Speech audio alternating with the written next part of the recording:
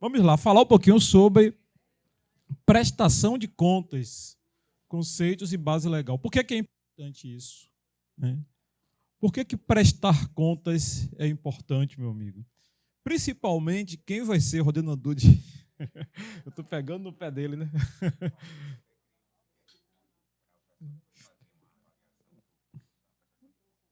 Isso, tá vendo? Acho que ele vai sair correndo, né? Daqui a pouco. Então, prestação de contas é fundamental porque, primeiro, a Constituição já fala, né? A gente vai ver aqui, que todo mundo, quer seja pessoa física ou pessoa jurídica, que administre, guarde, aplique, né? Gerencie recursos públicos, né? Bens, dinheiros, até passivos, né? Tem que prestar contas. Tem que prestar contas. E, além disso, é um ato de cidadania, né? Você está com o recurso que não é seu, então você tem que ter todo o cuidado. Eu faço um comparativo do ponto de vista da vida pessoal. Por exemplo, meu pai tem 91 anos, né? 5 filhos. E ainda determinado momento da vida, ele chamou a gente, ele pegou o cartão do banco, fez assim, ó, não quero nem saber, eu quero minha casa abastecida, pagar a empregada, né, que é uma conta dele lá, vocês administrem agora. Aí a gente sentou, vamos fazer para não ficar pesado para ninguém e também dar responsabilidade para todos, vamos fazer um revezamento. A cada 2 anos, um filho assume a gestão das finanças dele. Infelizmente, a aposentadoria não dá para bancar tudo, e a gente aporta, né? Faz o aporte, faz igual o Tesouro faz aqui na Defensoria. Aporta o recurso, né? Aporta um recurso nosso, cada filho deposita ali todo mês um valor para poder fechar a conta e segue a vida. Aí eu digo, a gente tem uma planilha, né, que tem receitas e tem todas as despesas dele, que ficou no final, que ficou aplicado para pagar 13º da empregada, para pagar férias. E aí, eu brinco assim, quando eu estou na gestão, eu me preocupo mais em prestar contas dessa planilha, né, com o que foi feito, com o saldo que está lá. A gente tem um grupo no WhatsApp dos filhos, né, a gente coloca lá, do que até com o meu próprio dinheiro. Eu não me preocupo com o meu, mas de vez em quando você dá aquela escapada assim, né, para de tem que recuperar aqui. Mas o de meu pai é certo, eu tenho que chegar ali todo final do mês, quando eu estou controlando, todo final do mês certinho, terminou o mês ali, fechou, eu publico lá a prestação de contas. Então, trazendo para o setor público, é a mesma coisa. Nós estamos gerindo recursos que não são nossos, recursos públicos. Então, nós temos que ter todo o cuidado de prestar conta, certo? Como eu falei, prestar conta é um ato administrativo que vai demonstrar a legalidade, legitimidade e economicidade da gestão de recursos públicos.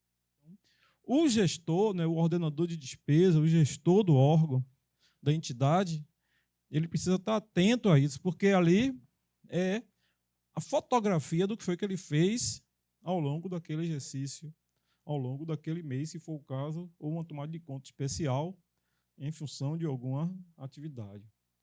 Então, é o dever do gestor demonstrar, justificar situações que fugiram, principalmente que fugiram da regra legal, e comprovar a boa e regular aplicação dos recursos.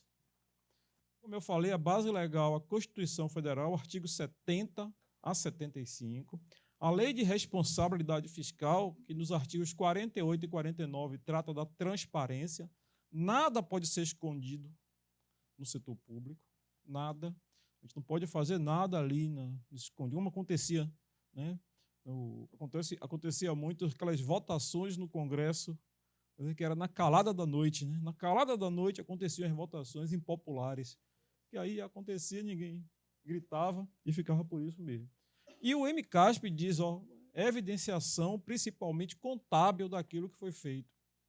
Nós temos uma sorte, e no início as pessoas reclamaram muito, porque aqui no estado da Bahia, o FIPLAN, o sistema, né, que é o nome da FIC, ele é eminentemente contábil. Tudo que você faz gera uma contabilização. Isso é fácil.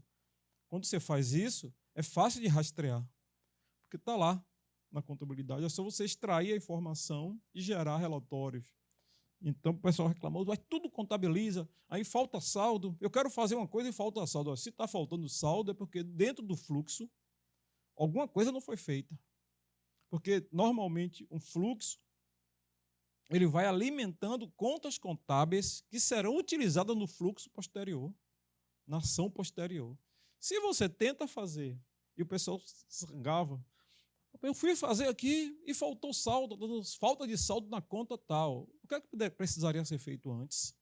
Foi feito? Ah, não. Então vá lá, volte, faça que vai alimentar a conta. Então o fato dele ser contábil ajuda muito nesse sentido de controle e facilita a prestação de conta, porque as informações vão estar lá, certo? Além do artigo 70, a Constituição vai reforçar as seguintes obrigações. O artigo 71 vai dar atribuições ao Tribunal de Contas da União para julgar as contas da administração.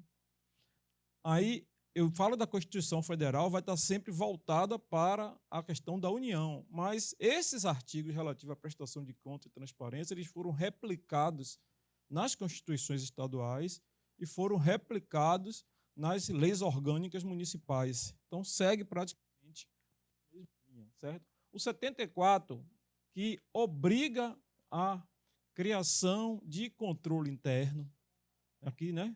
Controle interno, então você tem, é uma obrigação constitucional, e esse controle interno articulado e alinhado com o controle externo, né? Alinhado, subsidiando lá. E artigo 75, aplicação das mesmas regras para os estados, Distrito Federal e município. Aqui, ó, obriga a replicar essas regras, tá bom? Isso significa que qualquer pessoa que administre, arrecade, guarde, aplique ou gerencie bens ou valores públicos está obrigado a prestar contas. Tem 3 tipos de prestação de contas principais. A prestação de contas ordinária é aquela que a gente faz ao final do exercício.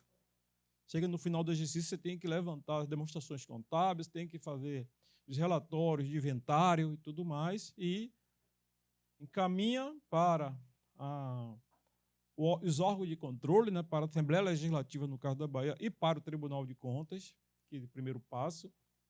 Então, ela é prestada por prefeitos, governador, reitor, dirigente máximo de órgãos, de entidades, né, de poderes, e aí você faz essa prestação de conta ordinária. Prestação de contas especial, ela pode ser tomada a qualquer tempo.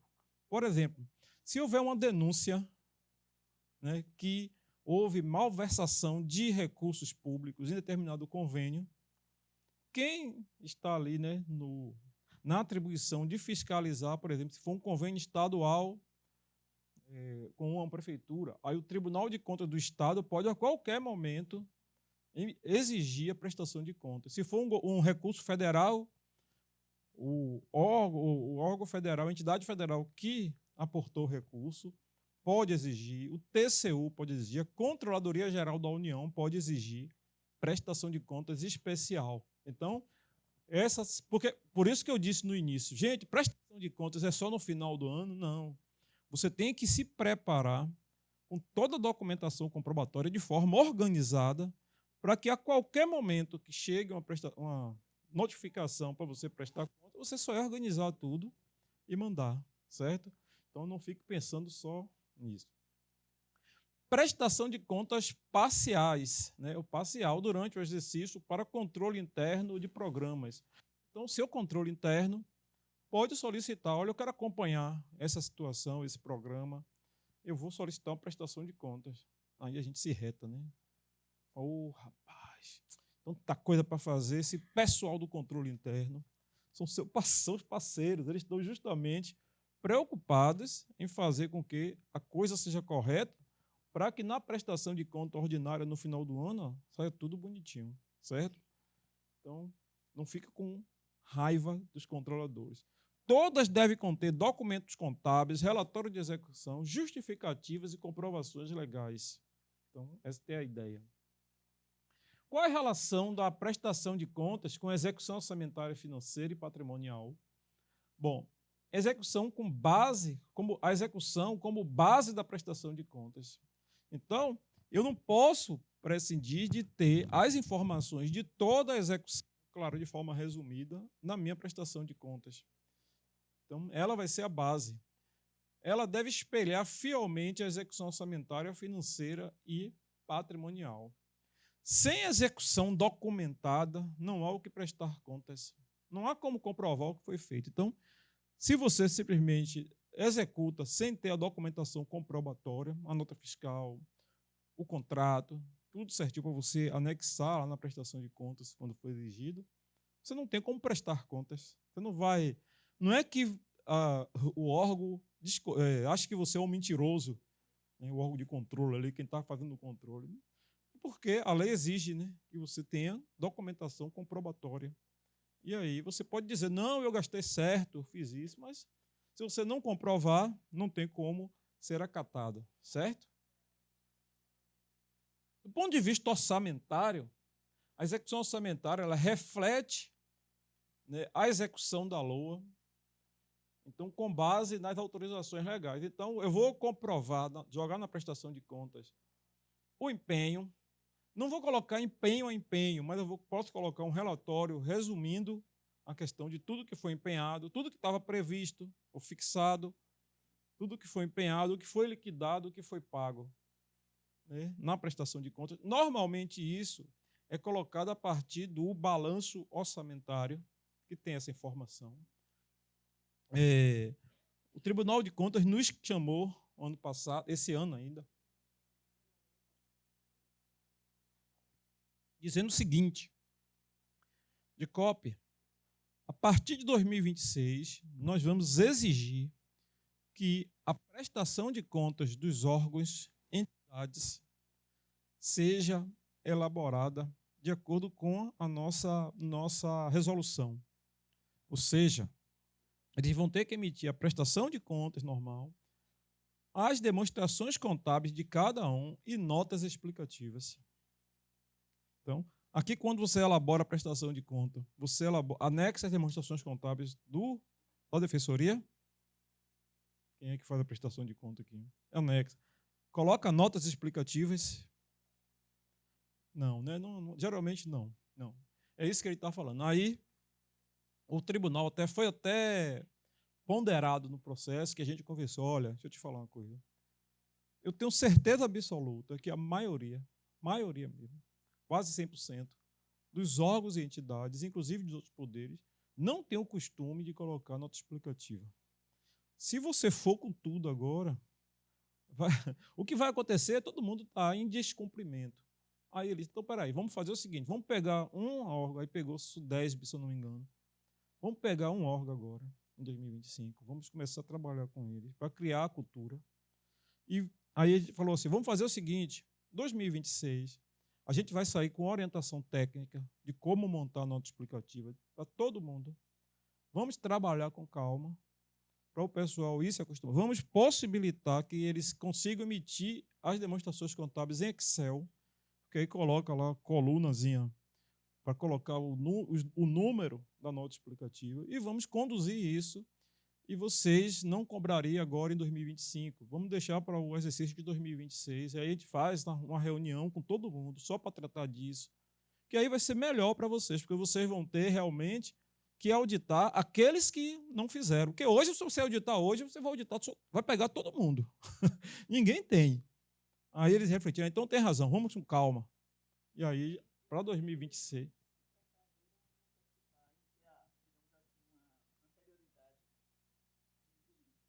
Não, porque já é exigido. Desde que o mundo... Na resolução da prestação de contas lá do Tribunal de Contas, está lá, do órgão. Órgão e entidade tem que emitir demonstrações contábeis e suas notas. Tá ok? Não. Está respaldada. É inclusive a que a gente usa para fazer a prestação de contas do governo. Então, todos os poderes, todos os órgãos e entidades têm que seguir. Se eu não me engano, eu não lembro o número dela, se é 163. Eu vou lembrar aqui. A resolução, eu vou lembrar qual é a resolução. Está lá. Já era exigido, só que eles nunca cobraram e queriam cobrar agora, em 2025, a gente pediu para...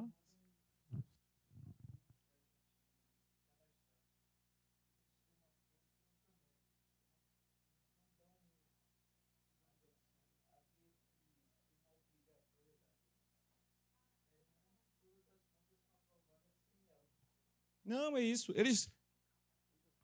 Agora já... Ele está falando que há muito tempo, sempre foi exigido e todas as contas foram aprovadas sem, né?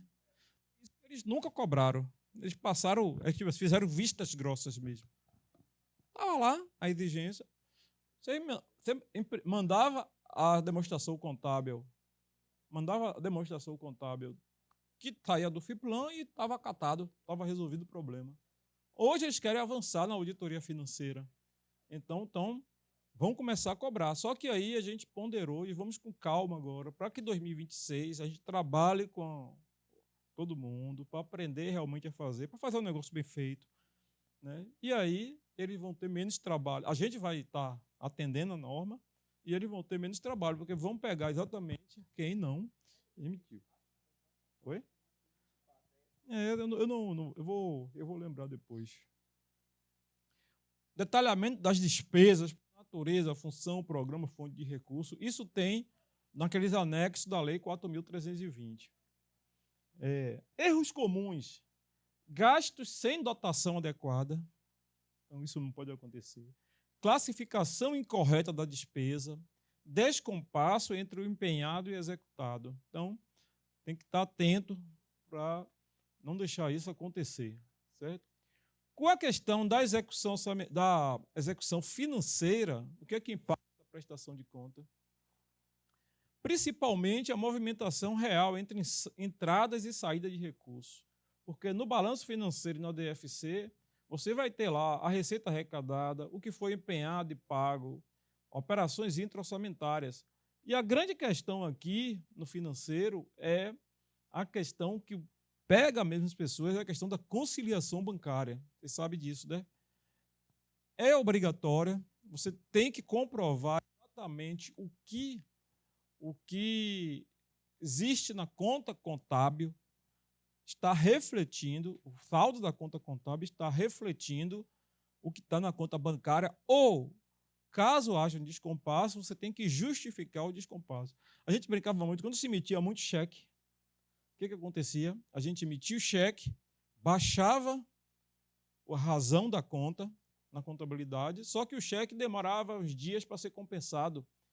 Aí ficava a conta contábil que refletia o banco com saldo menor do que a conta bancária, a mesma conta lá no banco. Isso era justificado num formuláriozinho que você ia, saldo na conta bancária, ia abatendo aquilo que não saiu, aquilo que você contabilizou como entrada, ou aquilo que entrou e você ainda não contabilizou, e chegava até a conciliação, né, o saldo na conta bancária. Então, tem que estar atento à conciliação. Tem formulário específico, inclusive o Tesouro tem formulário específico. Vocês já estão usando a conciliação bancária eletrônica? Vocês usam aqui na Defensoria? Aqui é Banco do Brasil? Então, tem um módulo no FIPLAN chamado Conciliação Bancária Eletrônica, CBR. Vocês podem conversar. Eu não sei se já... Eu acho que está só dentro de recursos da CUT, por enquanto. Do Caixa Único, não sou CUT. Do Caixa Único. Mas pode conversar com o Tesouro para ver as possibilidades. Porque é beleza. O que é que acontece? A gente pega o FIPLAN, o Banco do Brasil pega os saldos das contas do Caixa Único, joga numa área, o FIPLAN vai lá, capta o extrato de uma forma entendível, gera no sistema de CBE as informações do extrato e, ao mesmo tempo, vai lá no FIPLAN, pega a informação do FIPLAN e compara. Ele vai fazendo a conciliação eletrônica. Caso haja alguma divergência, o próprio sistema aponta, aí você vai ter que justificar. Ver o que foi. É bem legal, assim, né? Uma coisa nova. E nós estamos implementando aos poucos e já tem bastante unidades utilizando.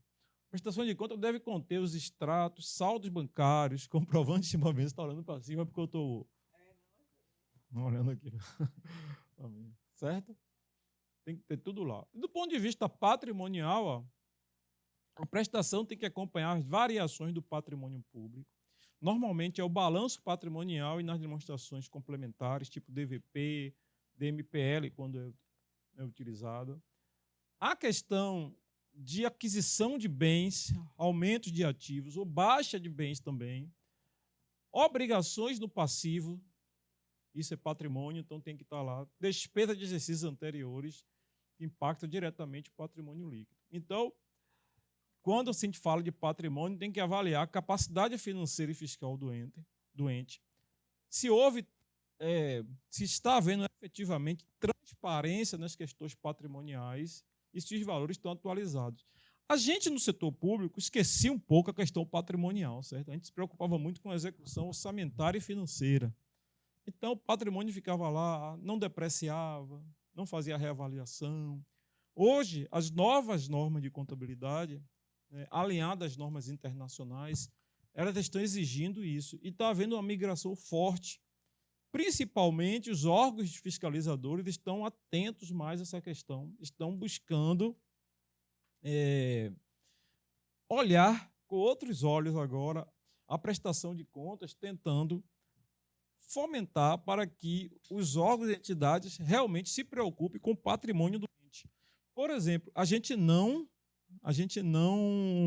contabilizava os bens de infraestrutura, por exemplo, estradas, pontes, viadutos. A partir de 2024, 23 a gente iniciou, e 24 foi mais forte. Nós conseguimos contabilizar todas as estradas do estado da Bahia, no patrimônio do estado, todas. Um trabalho enorme da CEINFRA, que contratou a consultoria, o pessoal foi para a área, foi para as estradas, ver as condições das estradas, eles botaram os equipamentos, até se a estrada estava inclinada para um lado ou para o outro, ele pegava e botava lá, tirava ponto. Então, a ótima era aquela que estava tapete, toda certinha, sem inclinação nem empurrada para o outro, com as curvas, até se a curva está muito fechada, está muito aberta, e podia... Tem situação, você está passando por uma montanha, você não tem como fazer diferente, mas tem situações que podia fazer uma curva mais suave, e o cara fez uma curva muito fechada, eles tiravam ponto. E aí saiu um relatório enorme com todas as estradas, BA tal, do trecho tal, do entroncamento da BA tal, com entroncamento da BR tal. Aí esse trecho aqui está regular.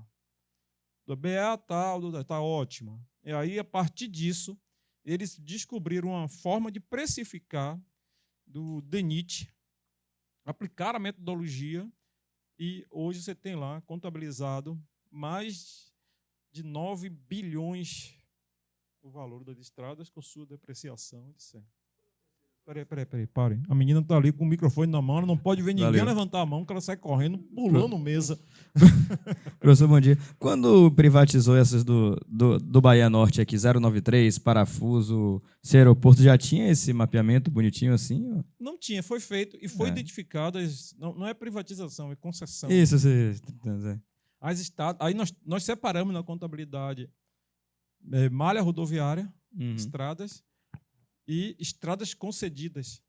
Então, essas todas que são concedidas estão contabilizadas separadamente. E aí já misturou com o investimento que a concessionária fez, né? Isso. As duplicações da... Então, assim, na avaliação, é uma avaliação patrimonial. É do Estado. É isso. Não é nem o que gastou, é o que, digamos assim, o que vale hoje. Porque, assim, teve estradas que foram construídas há muito tempo. Então, a avaliação patrimonial, ela não vai se preocupar. Nesse caso aí, não deu para utilizar o custo. As estradas novas, que estão sendo feitas agora, por exemplo, você pode levar o custo como base para o investimento. Então, custo, depois você vê uma outra metodologia. Mas as estradas mais antigas, não foi custo, foi o quê? Independente de quem foi que construiu ali, como é que ela está hoje? Qual é a capacidade de gerar benefícios econômicos ou potencial de serviço? Aí a avaliação do relatório chegou a isso e contabilizou. Depois eu posso até mostrar aqui no balanço. Instrumentos obrigatórios, os relatórios, né? Relatório resumido de execução orçamentária, relatório de gestão fiscal e as demonstrações contábeis, todas, certo? Balanço orçamentário, financeiro, patrimonial, DVP, fluxo de caixa, DMPL, com exceção aqui, que a DMPL é só para estatais dependentes e entes que consolidam suas DECASP e as notas explicativas de todas elas. É importante. O foco tem que ser da conformidade. Ó. Despesa, se foram devidamente empenhadas, liquidadas e pagas, ou seja, quem ordenou a despesa foi aquele ordenador de despesa que realmente tinha competência para isso. Então, isso é questionado. Então, quem tem que estar lá, comprovação de que o ordenador de despesa tinha competência. Receita, a previsão, arrecadação e recolhimento foi adequado. Fonte de recursos, não fizemos a atividade ontem aqui, né? Nós classificamos os recursos de forma adequada, de acordo com as fontes e o código de acompanhamento que deveria ser. Então, isso tudo reflete na prestação de contas. E o que é que compõe a prestação de contas? Componentes básicos. Execução orçamentária, cumprimento do PPA, LDO e LOA. Então, você tem que atestar que houve compatibilidade do que você executou no orçamento com o que foi previsto no PPA, né, colocado como compromisso no PPA e suas iniciativas, e que foi priorizado pela Lei de Diretriz Orçamentária. Por isso que a gente fez aquela atividade aqui, para a gente aprender a verificar isso. No dia que vocês forem questionados se aquela ação, aquele projeto, aquela atividade está em conformidade com o PPA, agora vocês já sabem correr atrás. Espera aí que eu vou olhar aqui agora. Você abre assim na frente do auditor, do controle interno. Né? Na frente do auditor do controle interno, pega assim, espera aí que eu vou mostrar aqui para você agora. Abre o orçamento, abre a LDO, abre o PPA aqui, ó. Manuel me ensinou aqui, ó. Tá vendo que está compatível? Aí o pessoal, pô, esse pessoal aqui jogou duro, tá vendo? Aí já sabe, né? Pode ser questionado isso. Execução financeira, regularidade do pagamento das obrigações e conciliação bancária. Aqui, por exemplo, uma coisa que é importantíssima hoje, e a lei reforçou, a nova lei de licitações reforçou, é a questão da ordem cronológica de pagamento. Então, acabou aquela história de o amigo do rei chega, né? O amigo do rei chega e vai lá, opa, bota meu pagamento para frente aí.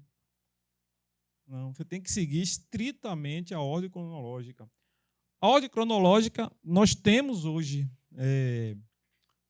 no FIPLAN, uma sistemática. Se você tentar pagar uma obrigação fora da ordem da liquidação, certo? A nossa ordem cronológica não tem como ser. O tribunal até queria exigir que fosse chegada recebimento da nota fiscal. Não tem como, porque receber a nota fiscal não quer dizer que o credor já tem o direito. Receber a nota fiscal é uma parte. É o quê? Fato gerador. Sim, mas se ele recebeu a nota fiscal hoje e estava com a certidão vencida, só regularizou 3 meses depois. Ele vai ficar na frente de quem recebeu amanhã e estava tudo bonitinho? Não pode, né? Então, a gente considerou a liquidação, porque na liquidação a gente já sabe que está tudo ok para o pagamento. Se você tentar liquidar uma despesa, ou pagar uma despesa que foi liquidada, né, posterior a outra, o sistema grita e aparece para você. Não quer dizer que você não possa fazer o pagamento, mas vai aparecer uma caixa lá para o gestor justificar por que está pagando. Pode ver, olha, paguei porque se eu não pagasse, ia haver uma revolução no presídio. Revolução no presídio não, como é que chama? Rebelião, revolução. Os presos lá não era revolução, não. Tem situações que justificam mesmo. A situação está tão crítica que pode ter uma rebelião no presídio se eu não pagar agora e vai passar na frente todo mundo mesmo. Justificou. Acontece muito com a alimentação. Já passei muita situação de ter que liberar, porque, olha... Agora, tem uma justificativa que é interessante. Tem que pagar isso hoje, porque o governador está indo agora para inaugurar. É justificativo? Será que... Aí, o gestor que está lá, que vai pagar, vai aparecer a caixinha para ele. Se ele vai colocar lá que estou pagando porque o governador, porque o prefeito, porque o presidente está indo inaugurar. Vamos ver se o tribunal vai acatar, né? Então tem que tomar todo esse cuidado. Patrimonialmente falando, já falei, né? O registro dos bens, direitos e obrigações públicos, principalmente o inventário. O inventário ele tem que ser fiel ao que está na contabilidade, o que está lá inventariado. Quando eu entrei na Receita Federal, eu fiquei responsável. Foram 4 técnicos que foram nomeados para Camaçari. Eu fui o último a chegar. Adivinha onde eu parei? Controle de pessoal e de bens. Todo mundo foi chegando, um ficou na execução, outro ficou não sei aonde. E aí eu fiquei na parte de controle de pessoal e de bens. Aí todo final de ano eu tinha que me preocupar com o inventário. Quando eu cheguei lá, todo ano a CGU apontava a delegacia de Camaçari, tudo desorganizado, etc. Aí eu falei, não, tem que parar de organizar isso aqui. Aí foi o que eu fiz. Vamos pegar primeiro, antes do final do ano, vamos ver, tirar um relatório e vamos ver, porque assim, ó, tá aqui, me empreste essa cadeira aqui, que a minha lá tá ruim. Arrastava a cadeira para outra sala, pronto. Ficava com a carga numa sala e estava na outra. Isso não acontece aqui não, né? Só na França. Não acontece não. Aí, pronto, vamos agora, ou retorna o bem para o local de origem, ou muda a carga. E aí, ajustou essa parte, pronto. Aí eu percebi que muitos, a plaquinha do tombamento tinha caído, perdeu, foi embora. Quando o pessoal chegava aqui da auditoria, a gente justificava que a placa tinha caído, porque não é econômico fazer 1, 2, 3 placas, só uma. Aí eu falei, não, a gente não vai fazer isso não. Vamos pegar um papel, um adesivo, cola aqui e bota o número do tombo. E a justificativa agora está identificado, mas a justificativa não está esperando ser economicamente viável. Inclusive, a superintendência queria fazer uma compra, um contrato para todas as delegacias da Bahia, Sergipe. Estava fazendo, tinha esse contrato para andamento, né? Para contratar, e aí você dizia, eu quero X placa com os tais números, aí essa mesma empresa ia fazer. Aí eu fiz tudo bonitinho, a gente organizou tudo. Aí quando chegou a auditoria, o pessoal que veio fazer a auditoria olhou lá. Cadê esse bem? Tá, aqui, tá. Teve uma coisa que eu fiz, tinha um bocado de bem servível, espalhado nas salas. Um bocado de coisa errada. Aí, lá em Camaçari, é interessante, tinha um prédio da Receita, da delegacia. Em cima, geralmente, vários prédios em Camaçari, você vai ver isso. Uma casa em cima do prédio. Casa mesmo, quarto, sala, banheiro, cozinha. Normalmente, o dono do prédio, quem construía, ele construía o prédio para alugar e construía a casa dele em cima do prédio. E esse dono desse prédio, ele era um fazendeiro, assim, né? Mais ou menos, né, digamos assim, né? Bem apessoado do ponto de vista financeiro. Então, ele tinha vários prédios, alugava vários prédios para o órgão público. E ele chegava lá, coitado, a gente falava assim, olha, está tendo uma orientação do governo federal de rever os contratos e negociar os contratos de todos os órgãos públicos federais. Aí a gente chamou, aí a gente que cuidava, né? A gente era uma seção de programação e logística, então era como se fosse a administração da delegacia. Aí chamamos, ele vinha com o chinelinho dele lá, com a calcinha jeans, rasgando, coisa. Aí a gente vai ter que renegociar aqui o contrato, o governo federal, aqui a lei, né? Vamos sentar aqui para conversar. Ele, moço, não faça isso não, estou pobrinho.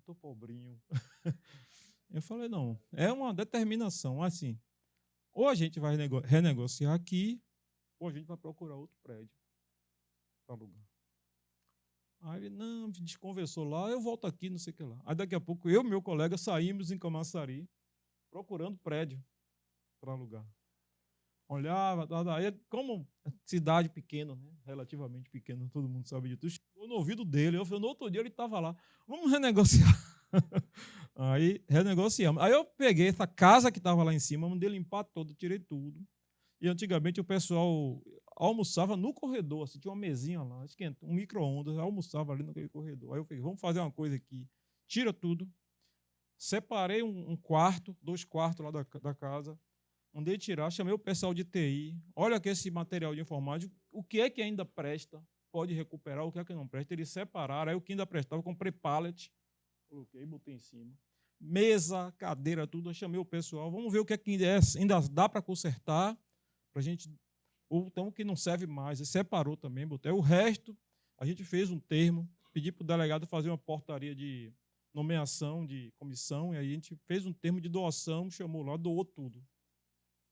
E aí pronto. Aí a parte da casa que ficou lá vazia, eu peguei e mandei colocar mesa, micro-ondas, geladeirinha, tudo. Aí peguei, coloquei uma fita, e o delegado nem sabia, viu? Coloquei uma fita lá, aí saí com um ofício. O delegado da Receita, da Delegacia de Camaçari convida todos para a inauguração do espaço de convivência. Aí ele era baixinho, chegou lá na sala. Manuel, que espaço de convivência é esse que eu não estou nem sabendo? Eu falei, rapaz, é lá vá lá que você vai inaugurar o negócio. Aí quando chegou lá, pronto, todo mundo já podia almoçar num lugar organizado, com tudo. Aí eu falei, delegado, agora é o seguinte, a gente está com a ideia aqui de comprar umas redes. Ele, aí também não. Com suprimento de fundo. Ele, não, aí você quer me prender. Se autorizar. Aí é uma coisa simples, né, que você organizou. O inventário daquele ano saiu tranquilo. Qual foi a observação que a auditoria fez? Providenciar as placas definitivas, só isso.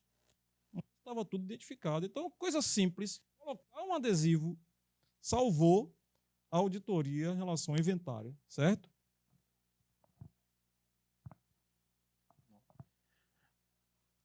O que está previsto na Lei 4.320 e que é detalhado no MCASP? Os balanços. Balanço orçamentário que vai demonstrar receita prevista e realizada, despesas fixadas e executadas. O balanço financeiro que vai registrar entradas e saídas de recursos financeiros. Aqui tem um detalhe, que o balanço financeiro pega a despesa empenhada, né, no lado da despesa. Aí você tem que incluir o resto a pagar como se fosse uma entrada para equilibrar ele. Mas aqui é contábil, viu? Não vamos entrar nesse detalhe. O balanço patrimonial é como se fosse uma fotografia do patrimônio. O que é que está no meu patrimônio hoje? No outro dia pode estar totalmente diferente, certo? A DVP, que é a demonstração das variações patrimoniais, vai ver como foi que o patrimônio variou e qual foi o resultado patrimonial do período.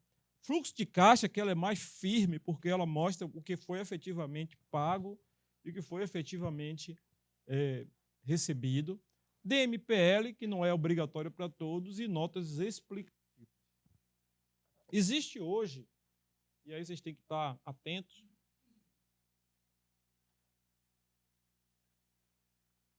uma coisa chamada MSC. MSC não é aquele navio, né, de cruzeiro que não tem um navio chamado MSC.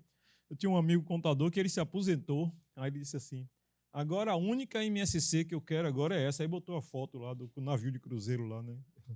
MSC é Matriz de Saldos Contábeis.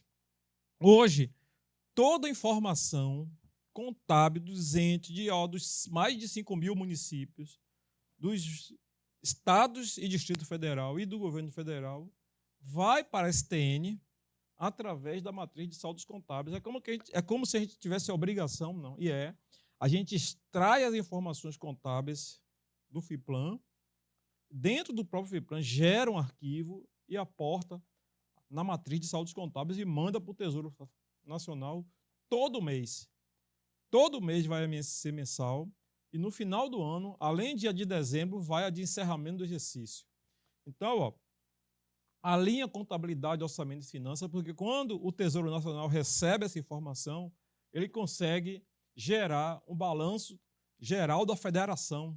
Tem um documento chamado Balanço do Setor Público Brasileiro, que é interessante, tem informação de todos os entes. REREL e RGF alinham, né, com o relatório da LRF, garante padronização e rastreabilidade e permite controle automatizado dos limites fiscais, certo? O Manual de Demonstrativos Fiscais, o MCASP, eles são realmente direcionados para que a informação seja gerada na MSC de forma correta, certo? REREL, que é o relatório resumido de execução orçamentária, RGF e demonstração contábeis, não são peças isoladas. Eu tenho que incluir outras informações. Por exemplo, relatório de gestão, relatório de inventário, isso tudo tem que compor a prestação de contas, certo? Para poder ela estar valendo. Mas eles são importantíssimos no processo, né? No processo. Para a gente não entender, eu vou botar os relatórios e pronto, a prestação de contas está feita. Não. Tem outros documentos que vão sempre servir de base para a prestação de contas. E a responsabilização do gestor, né? A prestação de contas é de responsabilidade de todo mundo, todos aqueles que administrem bens e valores públicos, que ordene despesa, que arrecada ou aplique recursos públicos, que assina ou coassina atos de gestão. Então, não adianta dizer assim, não, eu não quero nem saber, a prestação de contas é da defensora, a defensora que resolva lá o seu problema, ou então a subdefensora, ela que resolva lá os seus problemas. Não, todo mundo está envolvido, porque um erro na base, tudo bem, vai provocar um erro na prestação de contas, mas a responsabilização pode ser levada para o servidor que deu causa. Então, isso tem que estar bem atento. Quem são os principais responsáveis que a gente fala assim, ó, o Tribunal de Contas me colocou no rol de responsáveis. Eu até julho de 2024, eu estava no rol de responsáveis como contador do Estado, como diretor da contabilidade aplicada ao setor público. Então, eu era responsável pelas informações contábeis do Estado, consolidada do Estado, não de cada órgão, mas a consolidada.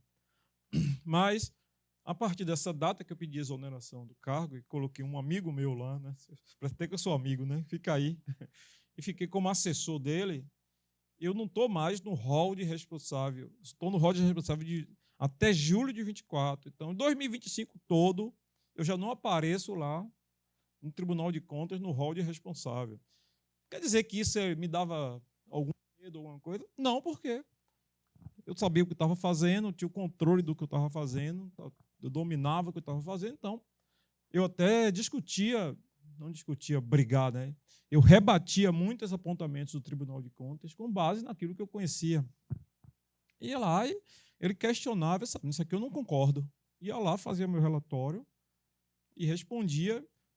Alguns eles acatavam, outros eles replicavam no outro ano, eu replicava de novo, e ficamos o tempo todo, eles mandavam, até quando eu encontro o auditor, assim, a gente não vai chegar. Eu saí do cargo e a gente não chegou à conclusão daquele item. Ah, mas você está muito preso nisso. Aí eu digo, você está preso na parte legal, eu estou preso na parte da norma. E aí a gente tem que ter o domínio para poder saber defender, né? Então, ó, ordenador de despesa é responsável pela execução direta dos atos de gestão e despesa. Contador público, responsável pela escrituração contábil e geração das demonstrações contábeis. Dirigente de unidade gestora, coordenação e envio das informações. Entenda que o ordenador pode ser diferente do dirigente, certo? Pode ser diferente do dirigente. Ele pode, o dirigente máximo aqui, delegar a função. Controle interno, avaliação prévia e suporte técnico aos processos. Aqui tem uma coisa que eu gostaria de falar, que eu tenho percebido no Estado, uma coisa, que estão colocando o controle interno no fluxo de aprovação de execução orçamentária. Não é o correto. Certo? Eu vou colocar aqui, muitos regimentos já estão fazendo isso. Eu vou colocar o controle interno no fluxo, porque aí eu fico tranquilo. Se ele aprovar, não é o correto. O controle interno tem que estar olhando de fora do processo, para ele ter autonomia e ter liberdade para apontar erros e orientar a correção. Vocês concordam comigo? Imagine, o auditor é como que eu chegasse, vamos fazer uma comparação, é como se eu chegasse assim, Tribunal de Contas, para garantir que ele vai fazer tudo correto, todo o meu processo de execução orçamentária eu vou mandar para vocês dão uma olhada e assinam de que está correto. Não tem sentido, né? Cadê a independência? Cadê a autonomia? Então, não façam isso, não coloquem o seu controle interno no fluxo, deixe ele livre para justamente ter autonomia e ter independência para avaliar o que está sendo feito e ajudar vocês no processo para que depois não estourem problemas maiores lá na frente.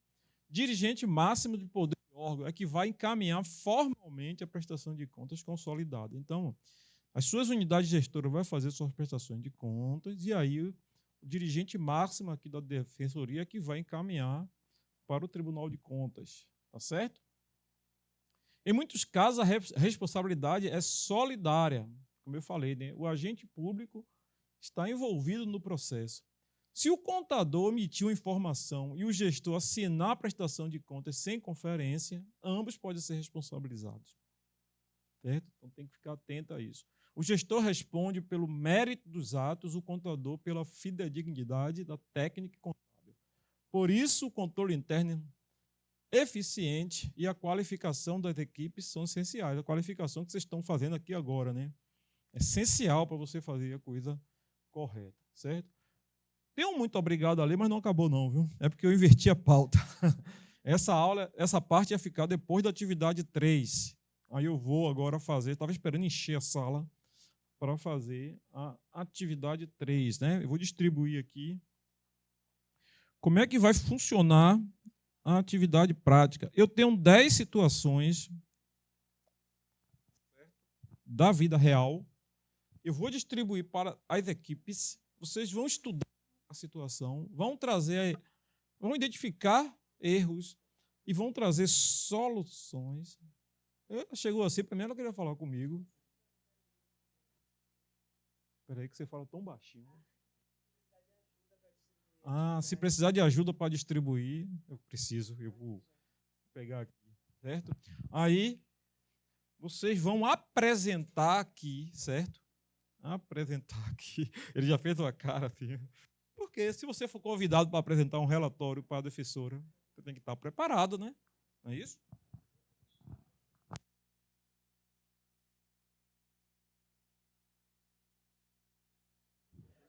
Pessoal, material de suporte está no live. Eu botei o código de novo aí. Você vai achar onde tem legislação e normas. Aí vai ter a portaria 710, vai ter o MCASP, vai ter tudo, certo? Eu coloquei o QR Code de novo aí.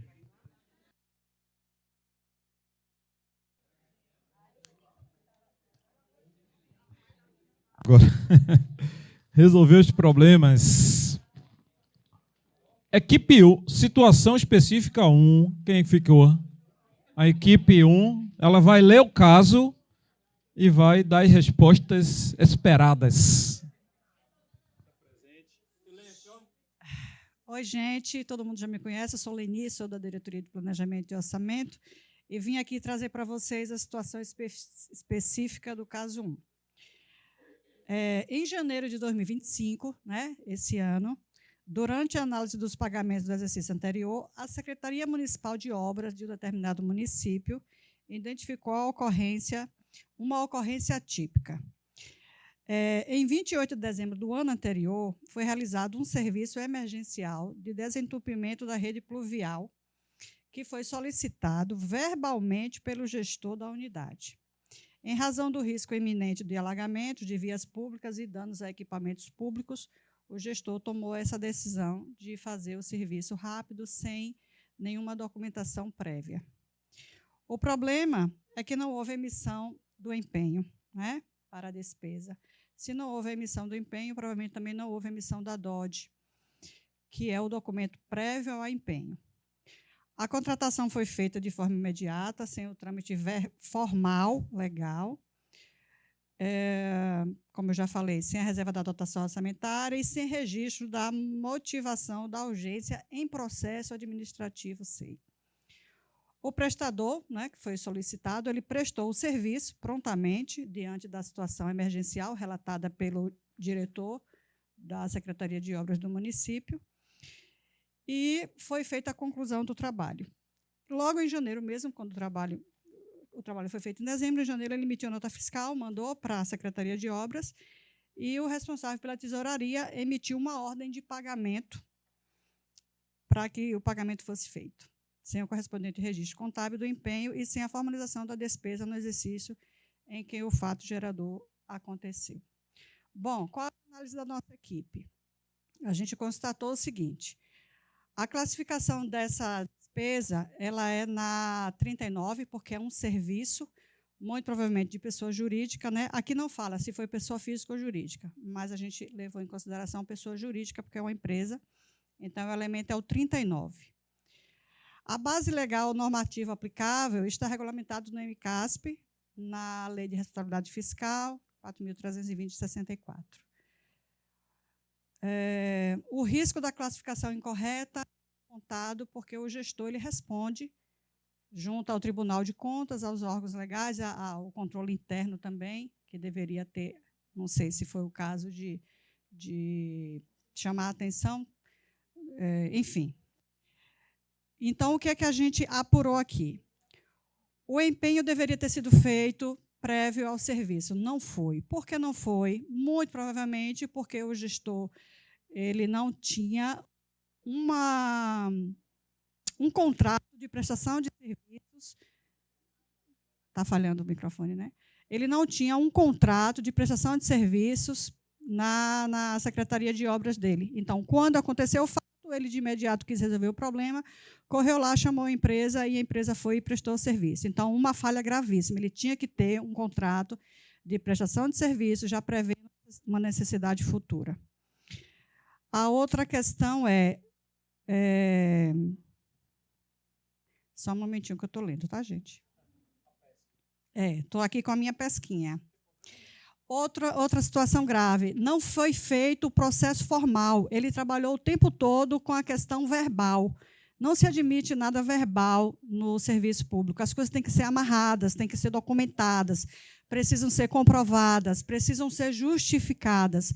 As situações emergenciais, elas sempre vão acontecer, mas você precisa estar com tudo documentado, com tudo comprovado, você tem que apresentar todas as suas notas, as suas justificativas, os seus pareceres, os seus relatórios.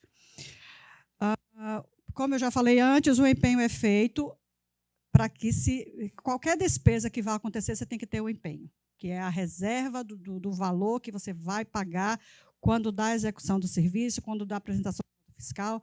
A nota fiscal precisa estar atestada pelo gestor do contrato de que o serviço foi feito, de que o produto foi entregue, conforme as especificações que foram solicitadas no processo. Bom, e agora, para finalizar a minha fala, o fornecedor ele não vai ficar sem receber o pagamento dele, ele vai receber o pagamento dele, mas vai ser necessário que se faça todo um procedimento formal de processo, de inclusão de documentação, ou de fotografias, ou de relatórios, ou de notas, e esse pagamento não vai ser feito na 39, que é o elemento original do serviço. Ele vai ser feito por DEA, porque é uma despesa do exercício anterior, que não foi empenhado e que a gente vai pagar no ano seguinte. Esse DEA está coberto porque é uma situação de emergência, certo? Mas o gestor ele vai responder, muito provavelmente, ao Tribunal de Contas e aos órgãos que cuidam disso, porque ele fez de forma muito tempestiva, sem as questões legais respeitadas, e muito provavelmente aqui também quem cuida da secretaria, que emitiu essa ordem de pagamento, vai responder solidariamente, porque continuou batendo na mesma tecla do erro, né? Ele não apontou nada e é isso aí, os dois vão responder solidariamente. Eu espero ter dado o meu recado de forma clara. Qualquer coisa, estamos à disposição. Obrigada.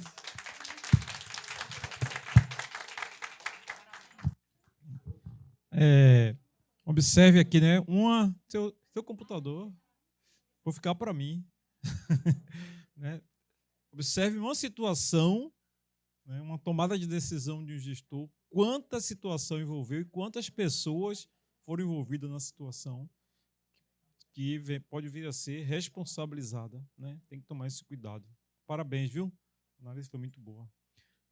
Situação específica 2. Cadê o relator? Aí está assim agora. Vamos contar até 3.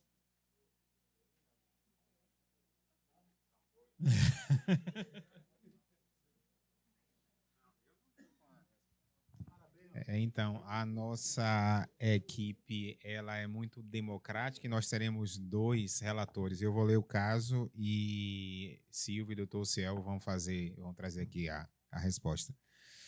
Então, situação 2. Em fevereiro de 2025, o Departamento de Tecnologia da Informação TI realizou a aquisição de 30 headphone, né? Não é assim que chama daí?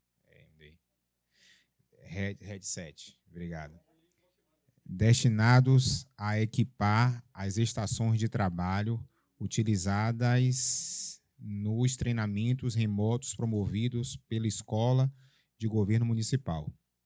O processo de compra foi devidamente autorizado e instruído, apresentando nota fiscal no valor total de R$ 5.400, equivalente a R$ 180 por unidade.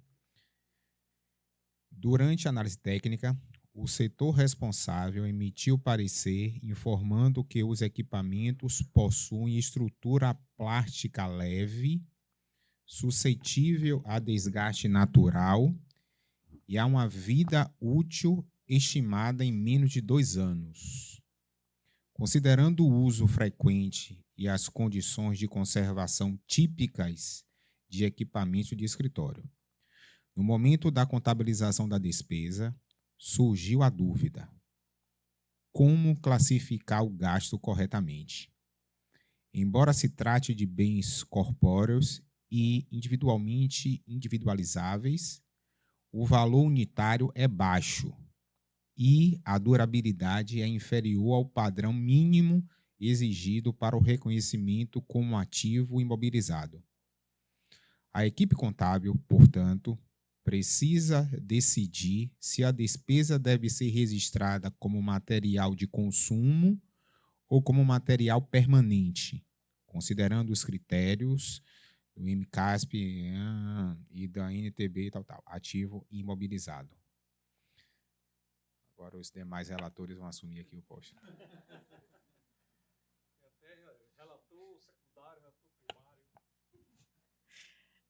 As questões são identificar a classificação correta da despesa. Então, a gente identificou como elemento 30, material de consumo, e natureza, outras despesas, número 3. Identificar a base legal ou normativa, o próprio MCASP, o NBC e a Lei 4.320, de 64. Apontar o risco de classificação incorreta. Na verdade, a gente vê 2 riscos. Se é consumo e ele, consumo mesmo. Se é consumo e a gente classifica como permanente, a gente tem um controle desnecessário, então aí é o custo-benefício, né, de estar gastando o recurso. E se for o contrário, é permanente, a gente bota como consumo, a gente também está prejudicando o patrimônio, né, que deveria estar na classificação. Como sugestão de boas práticas, a gente pensou em manual orientando essa questão, né, um manual específico, um regulamento interno, e também um checklist, pegando a deixa do professor aí durante o curso. Né, faz um checklist para ele ver, tem esse item, e aí faz essa classificação. Ok? Parabéns, parabéns. O relator 1 quer fechar o... Só para trazer aqui para vocês uma discussão, acho que é importante esse tipo de aula prática, surgiu aqui no nosso grupo, junto com o grupo 4, né, o 5, 9, uma discussão a respeito dos livros que os defensores eles recebem, que são tombados, se seria material de consumo, seria permanente, como realizar. Então, vejam como esse tipo de oficina desperta curiosidades e discussões internas, né? Então, nós estamos aí discutindo como fazer para os próximos anos.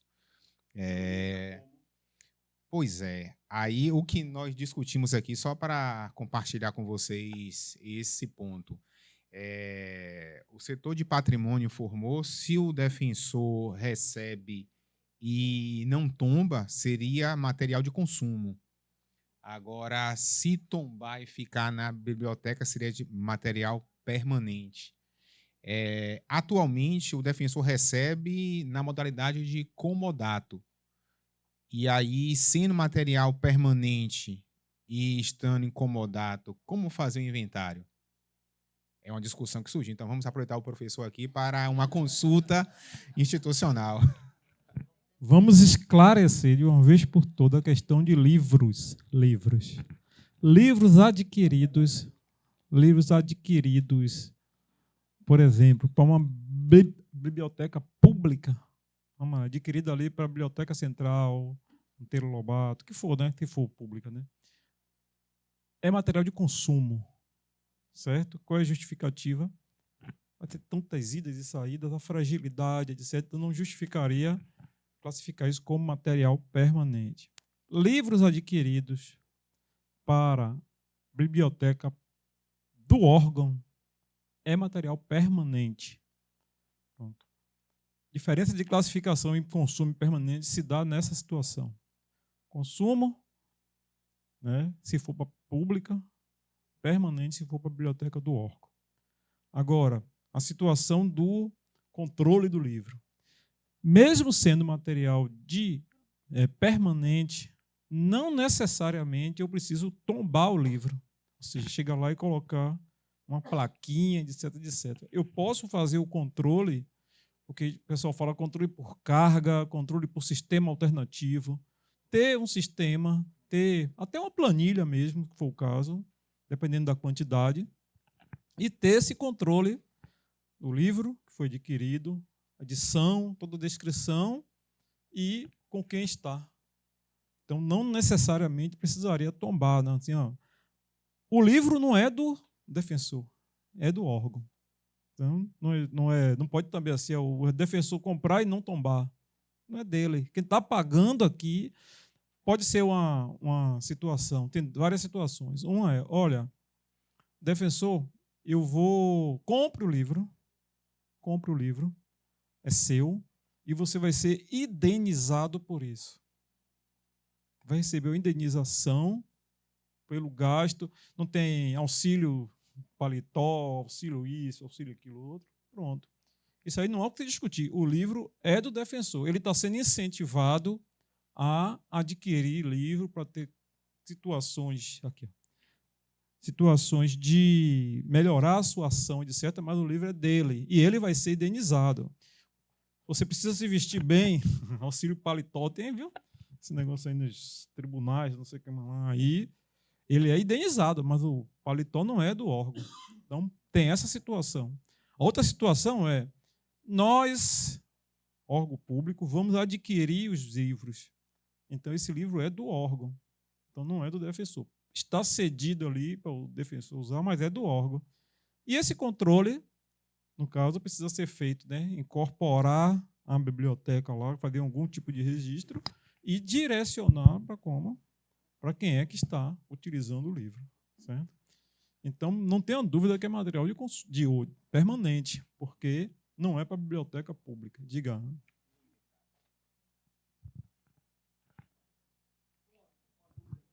Quer falar? Professor, só a última dúvida que acho que ficou faltando resposta. E como fazer o inventário?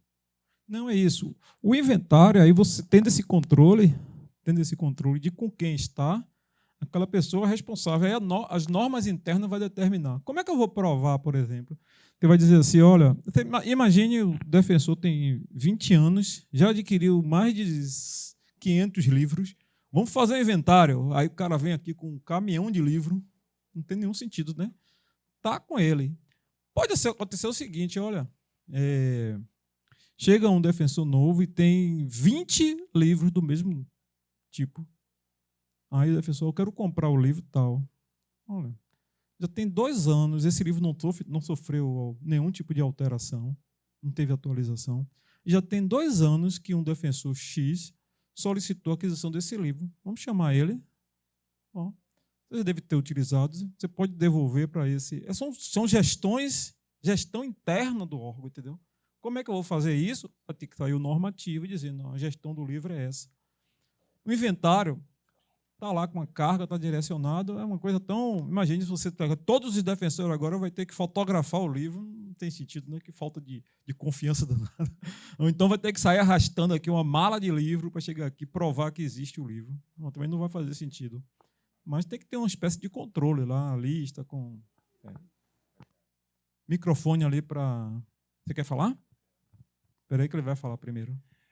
A maioria dos livros, quando eles são comprados, eles destrinchado o processo, e no processo ele tem que ser informado qual é a finalidade dele, se ele vai para o acervo ou se ele vai ser destinado para algum defensor. De qualquer forma, ele sendo considerado permanente, ele vai estar no acervo. Isso. E se ele for de consumo, vai ter um controle também da própria biblioteca. Então, em relação ao inventário dos que forem cadastrados, vai estar lá a relação no própria unidade, que a própria bibliotecária ela já pode ir Tem que ter o controle, não necessariamente verificando com quem recebeu esse controle. Tombamento e tudo, mas de tem qualquer que ter forma, uma espécie de controle. É isso. De qualquer forma, os livros que são considerados permanentes, eles são dados como detentor de bem. Então, por mais que esteja alocado no sistema, na biblioteca, existe um documento que reforça que é de responsabilidade do defensor. Perfeito. Então, qualquer situação, é ele que responde.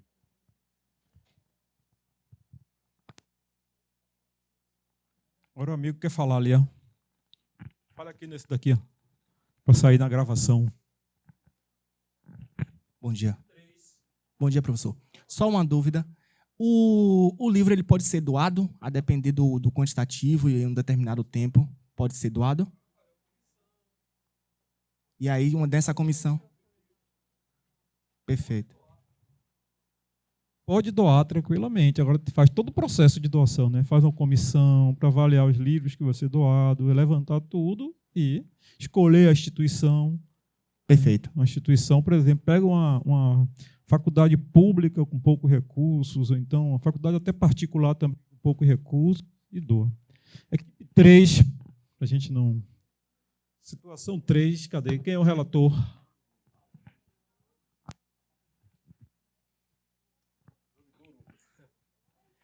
Bom dia, gente.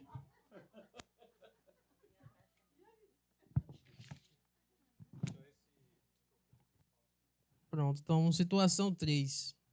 Em março de 2025, a Secretaria de Administração firmou contrato com uma empresa especializada para o fornecimento e instalação de 20 bebedouros industriais em diferentes prédios públicos municipais, visando melhorar as condições de conforto e higiene dos servidores e do público atendido. O contrato, devidamente formalizado e amparado por processo licitatório, estabelece um valor total de 45 mil, sendo 85% destinado à aquisição dos equipamentos e 15% referentes à instalação hidráulica e elétrica, nos pontos indicados pelo setor de engenharia. Durante a execução do contrato, surgiram dúvidas quanto à classificação orçamentária e contábil da despesa, já que ela envolve tanto a aquisição de bens corpóreos quanto a prestação de serviços. O desafio é determinar como registrar adequadamente o gasto, observando as regras do MCASP, 11ª edição, e da NBC-TSP aplicáveis. Então, a gente conseguiu classificar aqui, no caso, como equipamentos e materiais permanentes. No caso, o elemento 52. No caso, seria uma despesa de capital, investimento. Investimento de capital. Aí, no caso, pela regra de unicidade e de acessoriedade, a classificação, no caso, deve ser feita junta com ativo que representa maior preponderância. No caso, em questão, seria a aquisição de produtos que representam 85% do custo total da despesa. E a instalação, no caso, seria, então, a despesa acessória. E a base legal, no caso, estaria na Lei 4.320, de 64, nos artigos 12 e 13. A gente poderia falar aqui, no caso, com relação aos riscos, apontar os riscos de classificação incorreta. No caso, se a gente classificasse os 15% como outros serviços de terceiros, no caso, se não me engano, seria o elemento 39, se a gente classificasse como despesa corrente, estaria havendo, no caso, uma distorção patrimonial. O valor registrado seria menor que o valor real investido pelo Estado. Haveria, então, inconsistências na prestação de contas. O Tribunal de Contas poderia apontar como uma fragmentação indevida e que poderia ser configurada como má gestão e ser imputado crime de responsabilidade, né? A gente fez as pesquisas e conseguiu identificar algumas boas práticas nesse caso específico, que no caso seria que, quando da emissão da nota de empenho, a gente fazia o detalhamento dos valores, no caso separando no caso que seria informando o que seria de uma aquisição de produtos e de instalação. Outra boa prática que a gente conseguiu identificar, no caso que a gente só poderia fazer o atestamento da nota fiscal quando fosse concluída a entrega e a instalação dos bebedouros. Isso. E uma prática, eu não tenho certeza contra essa, mas uma prática que a gente conseguiu também, na nossa pesquisa, a gente conseguiu ver, no caso, seria que fazer o tombamento imediato dos bebedouros, e aí eu pedi também que o professor confirmasse isso, que o valor que fosse atribuído para cada bebedouro, no caso, o valor tanto do produto quanto do serviço, no caso, proporcional para cada bebedouro. Certo? É isso.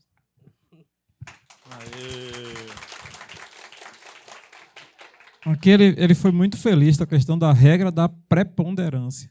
Observe que aqui prepondera a situação de bens, né, materiais, né, equipamento e materiais permanentes, né? Só uma pequena parcela de serviço que pode ser considerado acessório. E aí pode pegar esse valor todo, como você falou, soma, divide pela quantidade de bebedouros e incorpora.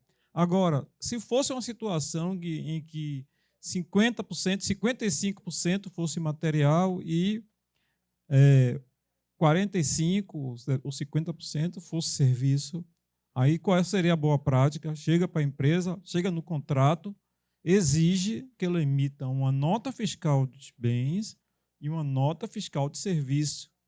Ah, mas minha empresa não é uma empresa de prestação de serviço, ou então minha empresa não é uma empresa de venda de mercadoria, então eu não consigo tirar a nota fiscal.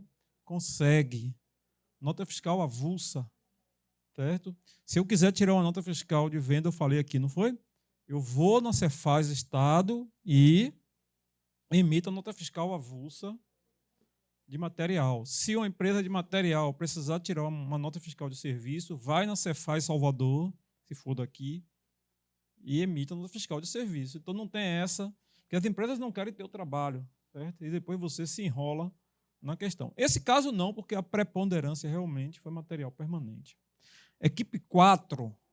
Pessoal, antes disso, o pessoal estava me perguntando no meu Instagram, ali, ó, eu botei ali no Manuel com U, tá vendo? Tudo junto. Manuel Filho Prof.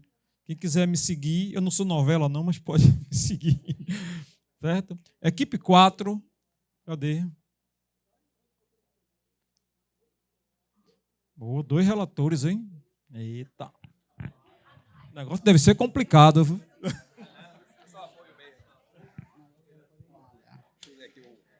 Oi, gente, bom dia. Bom dia.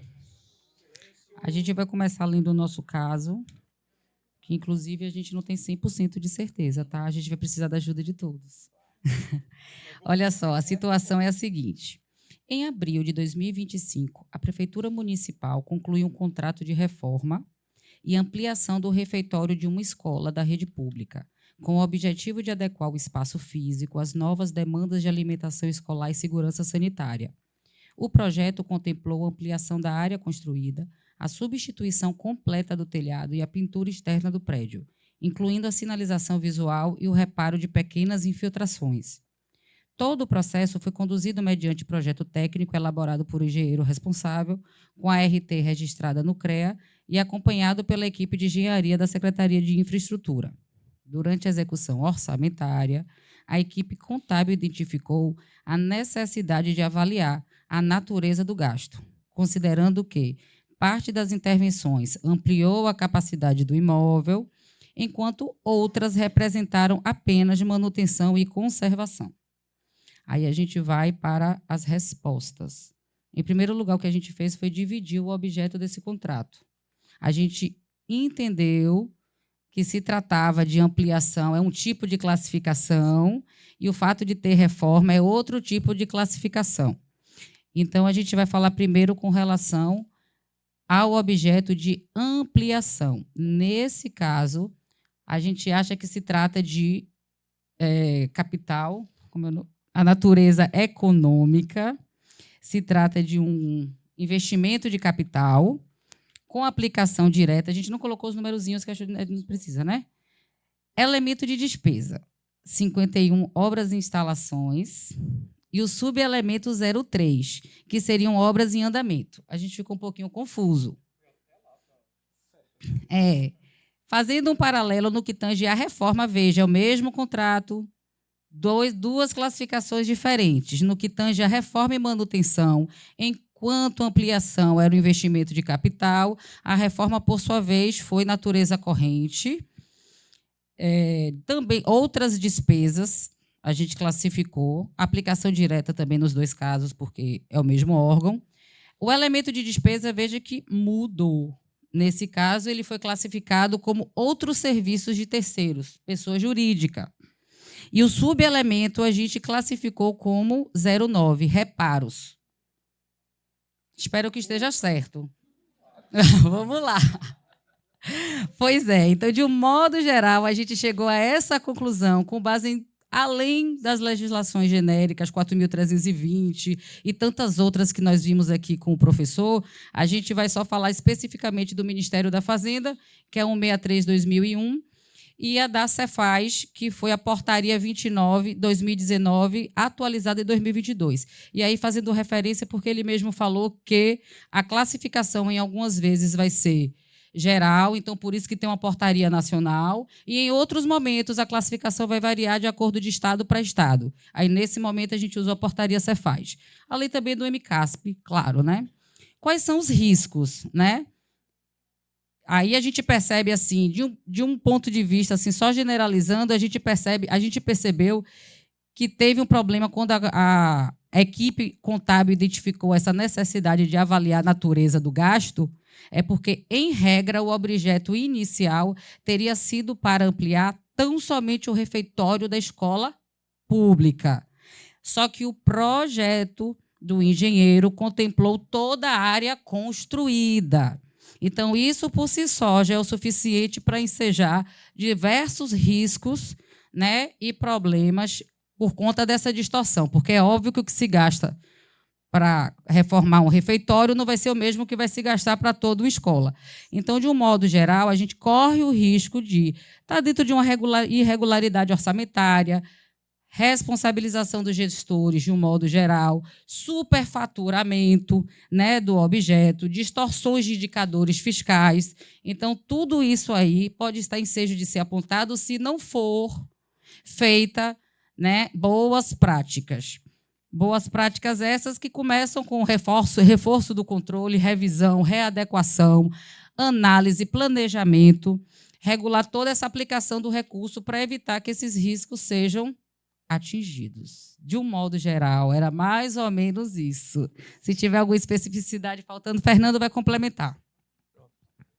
Bom dia a todos. A dificuldade, de fato, que tivemos com relação da parte da conclusão dessas informações foi justamente as duas questões. Ele iniciou com um projeto, né, que tem a parte do projeto, e veio a parte também da conclusão do item com relação à parte do contrato. Então, vamos dizer que temos duas etapas. Se for fazer a contratação do projeto, já se encaixaria visualizando um elemento de despesa, uma classificação orçamentária, e a execução realmente do serviço, que seria a reforma, já iria para o 39, que foi como o Tâmara tinha colocado aqui. Então, a gente ficou bailando também nessa dúvida. Qual o objetivo realmente que quer saber? É com relação se houve distorção na classificação do contrato e sua execução, ou se seria a parte do projeto. Mas avançando para a parte do contrato, a classificação realmente adequada seria o 3909, que ele se encaixaria nas questões da reforma, reparo, e outro caso também que a gente no projeto não estava prevendo, é que poderia acontecer também nesse momento da contratação, não ter um recurso financeiro orçamentário suficiente, a gente cair também nas questões de indenização, responsabilização também do gestor, de quem executou o projeto, por não ter feito essa observação, né, com relação da parte da contratação. E isso, a gente ter esse pagamento indenizatório que vem todo um processo, uma justificativa para poder fazer esse pagamento. Foi basicamente isso que a gente chegou à nossa conclusão. E aqui a questão é a seguinte: foi contratado, daqui a pouco eu derrubo aqui o negócio, foi contratado para fazer a reforma do refeitório, não é isso? Só que pode acontecer, para não pensar assim, foi um erro, etc. Pode acontecer que na hora que o engenheiro chegou lá, viu a equipe, pode acontecer que na hora que o engenheiro chegou lá para fazer, geralmente faz uma visita técnica antes, né, para avaliar, ele fala assim, está tudo certinho, vai ser só a reforma do refeitório, o contrato já está pré-feito ali. Aí chamou o engenheiro para avaliar, ele falou assim, olha, tem que fazer a reforma do refeitório, vamos ler tudo aqui, mas preste atenção, a fachada também precisa pintar, o engenheiro tem experiência para isso, porque pode dar, já tem rachaduras, pode dar infiltração, o prejuízo pode ser maior, porque vai passar infiltração para o outro lado, aí você, em vez de segurar essa infiltração, botar um selador para evitar que danifique a pintura interna, que vai com custo maior, porque não aproveita e faz logo isso. Aí pode-se fazer um ajuste, vamos reforçar a dotação que a gente utilizar, ou então fazer o remanejamento para que eu tenha dotação para a reforma, e faz, não tem problema nenhum, né? Tudo isso justificado, com laudo técnico, etc., porque o gestor público, né, está ali na área, ele tem essa missão, né, de olhar para o bem público e dizer, olha, eu vou acatar a orientação do engenheiro, porque se eu não tratar agora a pintura externa, eu vou ter que gastar mais para poder pintar internamente, que está em boas condições. Então, não tem problema nenhum. Agora, o risco é você fazer isso sem nenhum tipo de... faz aqui também, vamos fazendo, e daqui a pouco não tem dotação, não tem financeiro, como o colega falou. Mas foi isso mesmo. Perfeito. 5 agora, né? Opa, você levantou assim, com a moral, agora vem mesmo, viu o negócio? Levantou. Bom dia, Leandro, diretor administrativo, acho que todos já me conhecem aqui, né? Situação 5. Em janeiro de 2025, um servidor público realizou deslocamentos a serviço utilizando o veículo próprio, com autorização prévia da chefia imediata. A missão envolveu visitas técnicas às unidades administrativas situadas em municípios vizinhos, com o objetivo de supervisionar obras e acompanhar a execução de contratos em andamento. Ao retornar, o servidor apresentou um relatório detalhado das atividades desenvolvidas, anexando notas fiscais referentes ao consumo de combustível no valor total de R$ 320. No entanto, ao analisar o pedido de ressarcimento, a área financeira constatou que não havia dotação específica para despesas desse tipo no exercício em curso. A situação gerou questionamentos quanto ao procedimento adequado para efetuar o reembolso, já que se trata de um gasto efetivamente realizado em benefício da administração, mas não precedido de empenho nem de previsão orçamentária. Além disso, a equipe contábil pondera se o valor pode ser enquadrado como despesa de exercícios anteriores, DEA, ou se seria necessário abrir crédito adicional para viabilizar o pagamento. O caso levanta discussões importantes sobre o controle de execução orçamentária, a responsabilidade do gestor e a observância do princípio da legalidade. Também estimula a reflexão sobre a necessidade de planejamento prévio e da correta previsão de dotações para despesas eventuais, como deslocamentos, indenizações e ressarcimento de servidores. A análise dessa ocorrência convida o profissional a identificar os caminhos possíveis para a regularização do gasto, avaliar os reflexos contábeis e orçamentários do ressarcimento e propor medidas que evitem situações semelhantes no futuro, reforçando a importância da gestão preventiva e do alinhamento entre planejamento, execução e controle das despesas públicas. Bem, nós discutindo a classificação correta da despesa aí seria 3.390.93, seria despesas correntes, outras despesas correntes, aplicação direta e 93, indenização. E aqui a gente traz quando a gente elabora o orçamento, ontem o professor apresentando o orçamento do Estado da Bahia, ele mostrou que no Estado da Bahia tem uma reserva técnica no valor de 100 milhões. Isso equivale a quase 0,2% do orçamento do Estado. Então, nesse caso aqui, a gente iria verificar se no orçamento desse órgão teria essa reserva técnica, porque não poderia ser DEA, que não é no mesmo exercício, então teria que fazer um crédito suplementar.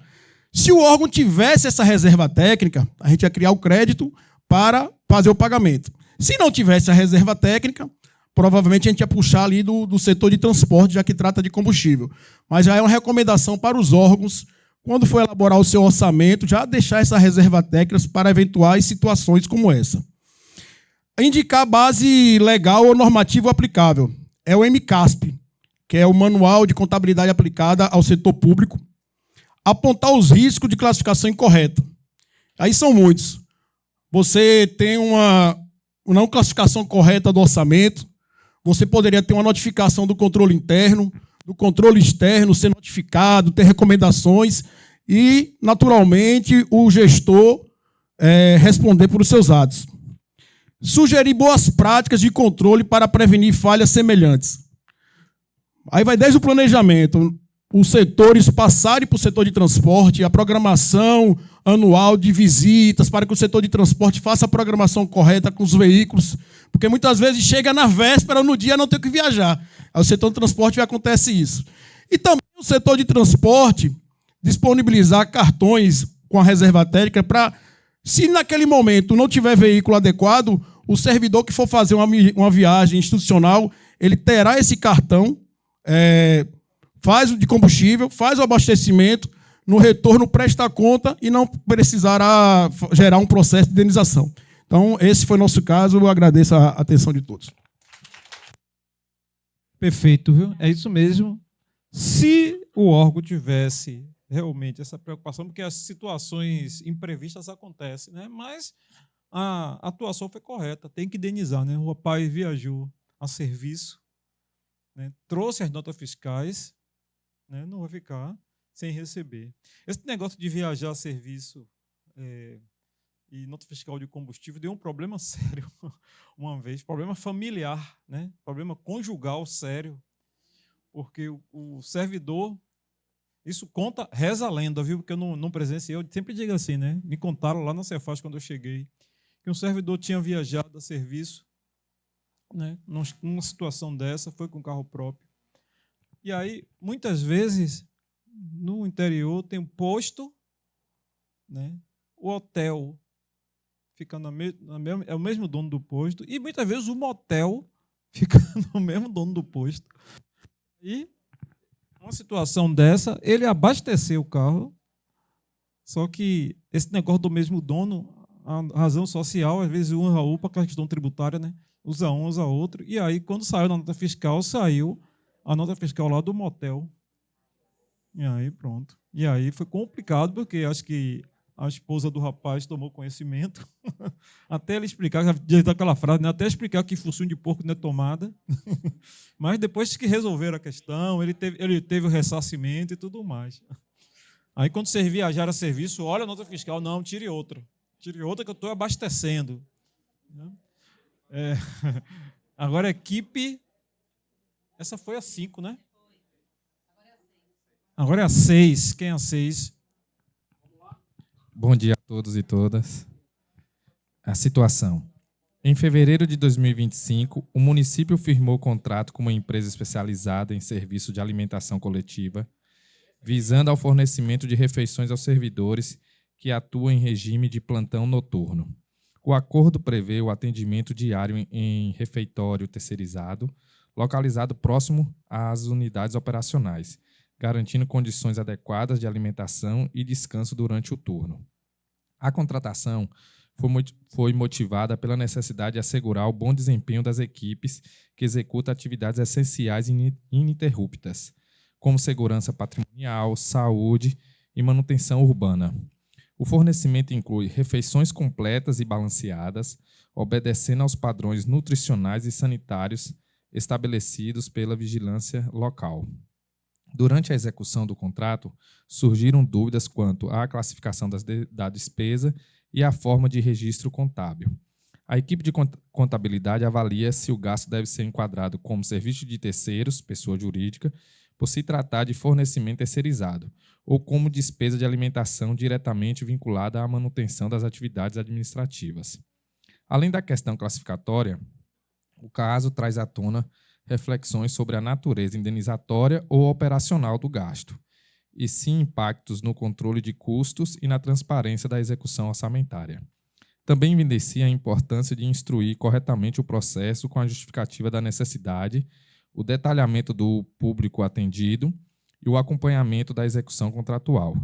A análise dessa situação permite discutir aspectos práticos da execução financeira e contábil de contratos de fornecimento contínuo, reforçando a relevância do planejamento das despesas, da correta vinculação orçamentária e da observância das normas de responsabilidade fiscal e transparência na gestão dos recursos públicos.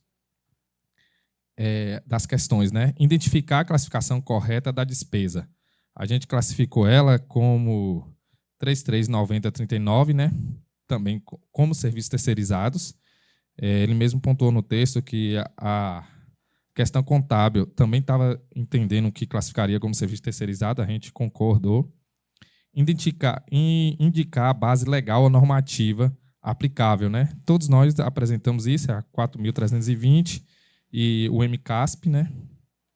Apontar o risco de classificação incorreta.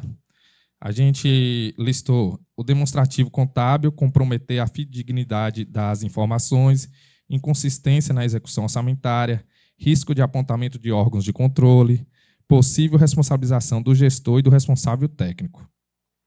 E a terceira, sugerir boas práticas de controle para prevenir falhas semelhantes. As sugestões que a gente levantou foi treinamento adequado, segregação de funções, definição de responsabilidades, auditorias regulares, uso de tecnologia e automoção e uso de dados contábeis, bancos de banco ou dados com históricos. É isso. Beleza, obrigado. Aí cai naquela questão, né? Se essa alimentação, se esse auxílio alimentação fosse pago para o servidor na folha de pagamento, aí já não seria serviço de terceiro pessoa jurídica, né? Teria que usar o... Tirando foto, vamos fingir que está tudo normal. Certo? Perfeito. Equipe 7 agora, né? Eu vi um relator ali já preparado. Bom dia. A gente ficou com a situação 7 aqui, que essa situação 7 buscava avaliar aqui... Precisa falar o objetivo? Não, né? O objetivo da atividade não precisa falar, não, né? Em dezembro de 2024, a Secretaria Municipal de Saúde finalizou a obra de ampliação de uma unidade básica de saúde, realizada com o objetivo de ampliar o número de consultórios e modernizar o atendimento à população. A execução física foi concluída no dia 20 de dezembro do ano de 2024. A medição final, atestada pela equipe técnica responsável, no dia 27 do mesmo mês, ou seja, 27 de dezembro. Apesar da conclusão e da comprovação do serviço, verificou-se posteriormente que não havia sido emitido empenho para a despesa correspondente. O contrato foi devidamente formalizado, mas por falha no fluxo interno, a fase do empenho não foi registrada antes do encerramento do exercício do presente ano de 2024, né, no caso. Em fevereiro desse ano de 2020, em fevereiro do ano subsequente, em fevereiro de 2025, a empresa contratada apresentou a documentação fiscal para recebimento e a área financeira se deparou com impasse. O serviço foi executado e atestado no exercício anterior, mas o pagamento não foi realizado e não existia empenho e dotação correspondente, não existia dotação empenhada, né, correspondente à ação. Né? O caso suscita discussões sobre a importância da observância das fases da despesa, empenho, liquidação e pagamento, do controle rigoroso na transição entre exercícios e reforça ainda o papel preventivo da contabilidade na detecção de falhas processuais que podem comprometer a legalidade e a transparência. E aqui eu vou até inserir outra coisa aqui, a contabilidade também, né? Da execução orçamentária, além de evidenciar os cuidados necessários na apuração dos extras a pagar e despesas de exercícios anteriores. E a situação em si pedia que a gente lesse o caso concreto aqui, identificasse e classificasse a classificação correta das despesas, e nesse caso aqui, como foi um débito de exercícios anteriores, é do elemento 92, é um débito de exercícios anteriores, vinculado a uma obra, né? Uma obra que foi realizada na unidade de atendimento. A base legal para esse tipo de elemento aqui, que é o DEA, é o artigo 37 da Lei 4.320 de 64, que fala sobre aquela questão de... Vou pegar a minha pesca aqui também. Que é a parte que fala sobre... É o dispositivo basilar que fala sobre a possibilidade de pagamento de despesas reconhecidas pela autoridade competente sem que tenha havido a reserva do crédito em dotação correspondente. Né? E apontar os riscos da classificação incorreta. É importante salientar que, por existirem inúmeras situações de responsabilização solidária, responsabilização do dirigente competente, é necessário que seja feita a classificação para evitar problemas futuros, para ser feito o pagamento correto, já que a despesa foi executada. Então, para que não haja um pagamento em rúbrica diferente do que foi executado o serviço, até para a questão, como eu já falei aqui, de accountability, de transparência, do órgão público não receber uma notificação do controle externo, no Tribunal de Contas, por exemplo.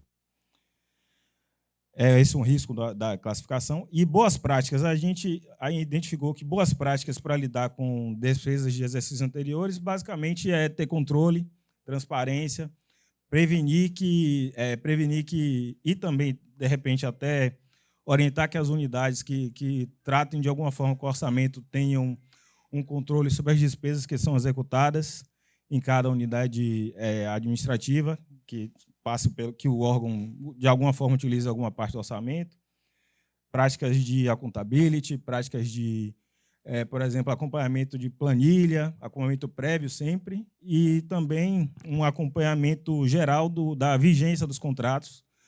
Do prazo prescricional, existe um decreto 20.130 de 32, alguma coisa assim. Perdoe se eu não estou lembrando, que fala sobre o prazo prescricional do DEA, que são 5 anos. Então, a gente não vai esperar 5 anos para pagar, mas esse prazo também é importante que seja também contemplado. E é isso. Não sei se ficou mais alguma coisa que o senhor quer acrescentar, mas é isso. Ele está falando do decreto lá de não sei quanto lá, não sabe, está olhando para mim. Eu falei, eu vou lembrar. Parabéns, é isso mesmo, né? DEA, né, tinha contrato, né, foi executado, teve medição, mas não tinha empenho. Aí tem que reconhecer como DEA. Equipe 8 agora, né?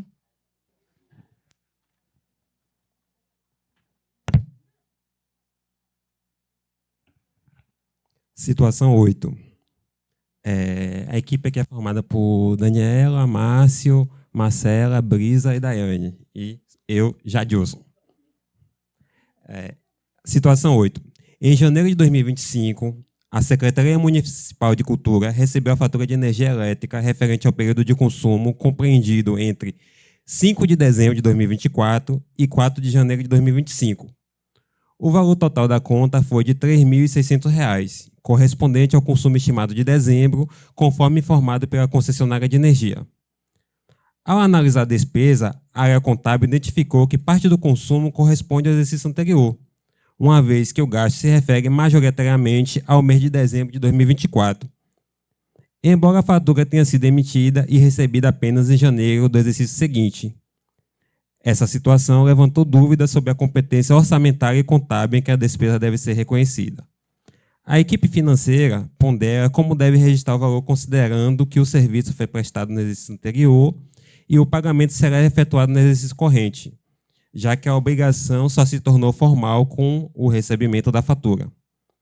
Além disso, o caso desperta reflexões sobre o reconhecimento das obrigações por competência e o tratamento adequado de contas de consumos recorrentes, como energia elétrica, água e telefonia, cujos períodos de prestação nem sempre coincidem com o encerramento do exercício financeiro. Agora vamos às perguntas, né? A primeira pede para identificar a classificação correta da despesa, elemento e natureza. Como o período de consumo foi de 5/12 de 2024 a 4 de janeiro de 2025, caso a unidade tivesse se preparado, o elemento de despesa seria o 339039 e ela estaria inscrita em restos a pagar não processado. Caso ela não tivesse se preparado, ela seria no elemento 339092. Aí a gente fez uma conta matemática aqui com a equipe e identificou que R$ 3.120 seria do ano de 2024. E no ano de 2025, seria empenhado no elemento 339039 o valor de R$ 480. A natureza de despesa seria despesas correntes, outras despesas correntes. A base legal normativa aplicável foi a Lei 4.320/64, o Manual MEM-CASPER, né, e a Lei Orçamentária Anual. E, agora, apontar o risco de classificação incorreta. Pode ocasionar o seguinte: distorções contábeis, multas e inabilitação dos gestores, apontamentos pela Coordenação de Controle Interno e pelo Tribunal de Contas do Estado, ausência de legalidade, descumprimento da lei de responsabilidade fiscal e também um claro prejuízo à informação e à transparência. Sugestões de boas práticas de controle para prevenir falhas semelhantes. Estabelecer plano de contas, revisão periódica, um alinhamento da diretoria financeira com a orçamentária, buscar a segregação de funções, capacitação da equipe, buscar sempre a conferência detalhada, auditoria interna e melhoria do sistema de gestão. Assim encerramos. Obrigado. Até que eu botei pressão nele, né? Cheguei perto. Situação, é isso mesmo, né? Situação 9 agora. A relatora vai ler aqui a situação. Eu escrevi um livro aqui, viu, pessoal? Então vamos sair daqui 1h da tarde. Vai ser rápido. Então, situação 9. Em março de 2025, a Secretaria Municipal de Planejamento promoveu um seminário técnico interno com o objetivo de capacitar servidores lotados em regiões afastadas, reunindo equipes de diferentes polos administrativos em um mesmo local. Devido a um número de participantes e a logística de transporte limitada, a Secretaria firmou o contrato emergencial com um hotel local para fornecer hospedagem e café da manhã a 25 servidores, durante 2 dias. O valor total da contratação foi de R$ 12.500. E o processo foi instruído com a motivação da urgência e os comprovantes de participação dos servidores. No entanto, durante a análise da prestação de contas, surgindo dúvidas quanto à classificação da despesa, parte da equipe entendeu-se tratar de um auxílio financeiro a servidor, indenização, enquanto outros classificaram como despesa de natureza operacional, relacionada à realização de eventos. A área contábil deve avaliar a correta classificação orçamentária e contábil do gasto, ponderando o caráter eventual e a motivação da despesa, além dos cuidados legais exigidos nas contratações emergenciais. Então, identificar a classificação correta da despesa, elemento e natureza. Nós identificamos a despesa, o elemento, que é o elemento 39, que fala sobre as despesas, que é 339039, que fala sobre as despesas operacionais, como se trata de hotel, a contratação foi de um hotel, fala sobre pessoa jurídica. E aqui ele pergunta: informar a base legal ou normativa aplicável. No artigo 12 da Lei 400.320/1964, também no MCASP, fala sobre apontar o risco da classificação incorreta. Os riscos são... Gente, como é que é tudo... Os riscos são... Não é diária, porque ele pergunta, né, se seria diária. Então, não é diária nem auxílio, pois não é despesa operacional. Ou seja, não tem caráter indenizatório para o servidor, já que foi uma contratação no hotel. Aqui também citamos, né, a base legal, que é a lei da nova lei de licitação. Não tem como a gente falar sobre tudo isso aqui. Mas por que a gente vai envolver lei se estamos falando do MCASP? Porque não tem como a gente envolver a nova lei, já que foi um contrato emergencial, sem informar também da nova lei, que ela diz que emergência só se for em caso de calamidade. E o treinamento aqui não se enquadra nesse caso de calamidade. Ou se for prejudicar ou comprometer o serviço da instituição, que também não foi o caso. Lembrando que a excepcionalidade só existe em casos de... A excepcionalidade é um caso de falta de planejamento. Sugerir boas práticas.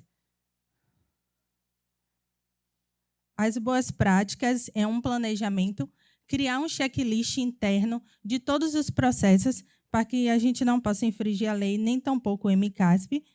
E também no MCASP ele fala sobre a violação das exigências legais, de torcer a execução do orçamento, erro da natureza da despesa e a tão temida glosa. Então é isso, gente. Eu espero que fique claro. Parabéns, que tranquila, jogou duro. É isso mesmo. Olha que situação, né? O ideal aqui é o quê? Pagar a diária para o servidor, né? Para poder ele bancar com suas atividades lá no curso. Mas não teve isso. A decisão do gestor foi contratar diretamente o hotel, o que não era necessário, né? O ideal era fazer a diária. Mas contratou e tem que pagar. Se tem que pagar, é R$ 33,90, R$ 39,00 mesmo. Equipe 10. O objetivo da equipe 10 é lembrar de todos os outros 9 itens. Bom dia, pessoal. Situação 10. No mês de maio de 2025, uma forte descarga elétrica afetou a rede da sede da Secretaria de Meio Ambiente, provocando a queima de 5 notebooks institucionais utilizados nas atividades técnicas de campo. Após uma perícia técnica, a seguradora comunicou a não cobertura do sinistro, por ausência de cláusula específica no contrato. Diante da urgência para a continuidade dos serviços, a Secretaria adquiriu 5 novos equipamentos, com valor unitário de R$ 4.200, por meio de licitação vigente. No momento da contabilização das despesas, surgiram dúvidas. A primeira foi a seguinte: a substituição pode ser registrada como despesa de material permanente normalmente? E aí a resposta é sim. Inclusive já apontando um dos primeiros critérios aqui que devem ser respondidos. O elemento da despesa, naturalmente, é o 52, né, que se refere ao material permanente. E, no caso dos notebooks, é o tipo de bem que preenche todos os requisitos, os critérios, para ser entendido como material permanente, com relação à durabilidade, fragilidade, perecibilidade. Né? A gente tem um equipamento que tem uma durabilidade superior a 2 anos pela nossa classificação e os outros critérios também estão preenchidos. A outra dúvida que surgiu no momento da contabilização foi: deve-se considerar o evento como baixa de ativo por perda involuntária? E aí a resposta também é sim. Nesse caso, houve um sinistro, não é, que ocasionou a queima dos notebooks e a perda do material, e aí, portanto, o bem no sistema contábil deve ser dado baixa, considerando a existência e a ocorrência desse sinistro. E a última dúvida que surgiu era se seria necessário algum procedimento de reversão ou reclassificação patrimonial dos bens antigos. Nesse caso, esses bens eles devem ser classificados como bens inservíveis e aí, na sequência, proceder à baixa do patrimônio. Voltando às situações lá em cima, né, no começo da questão, além de indicar esse elemento a classificação correta da despesa, que eu já me referi, que é o 52, com relação aos bens permanentes. A base legal é o MCASP, a Lei 4320 e também uma portaria do STN, que é a 163 de 2001, com relação aos riscos da classificação incorreta. Ou seja, classificar esse bem, que é material permanente, incorretamente, vai gerar problema, inconsistências contábeis, violar a lei de responsabilidade fiscal, vai ocasionar problemas também durante a prestação de contas e poder, naturalmente, gerar apontamentos pelos órgãos de controle, seja o interno como o Tribunal de Contas.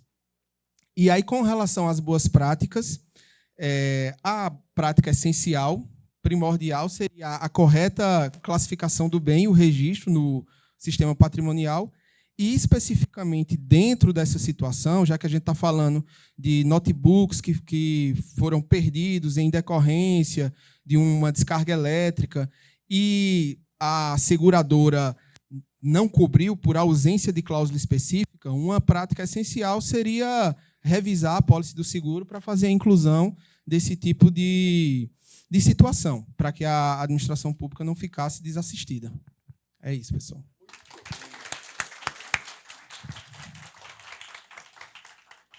Então, pessoal, não estou terminando ainda não, viu? Vocês não quererem ir embora. Mas eu queria fazer assim, observe, né? Nessas 16 horas, olha o que aconteceu aqui.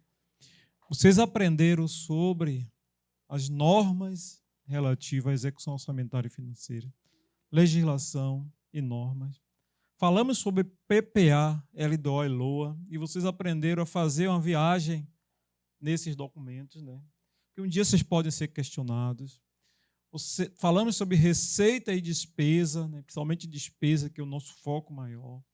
Falamos sobre as fontes de destinação de recursos, restos a pagar a ideia, que geram uma confusão danada.